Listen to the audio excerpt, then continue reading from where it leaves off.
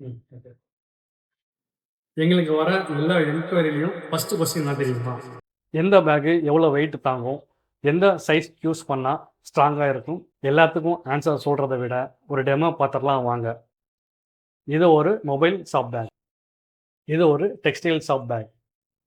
2 பேக்கும் டிஃபரண்ட் சைஸ்ல மேனுஃபேக்சரிங் பண்ணியிருக்கோம். ஏன்னா 2 பேக்கோட யூசேஜும் டிஃபரண்ட். அதனால எல்லா பிசினஸ்க்கும் ஒரே பேக் சைஸ் கரெக்டான சாய்ஸ் கிடையாது. வாங்க இப்போ டெஸ்ட் பண்ணி பார்க்கலாம். இப்போ இந்த டெக்ஸ்டைல் பேக்ல ஒரு சாரி பாக்ஸை வச்சு காட்டுறேன். இந்த கேஜெட் பேக்லயும் ஒரு ப்ராடக்ட் வச்சு கரெக்டான பேக் சைஸ் சூஸ் பண்ணாதான் ஸ்ட்ரென்த்தும் டியூரபிலிட்டியும் கேரண்டி பண்ண முடியும்.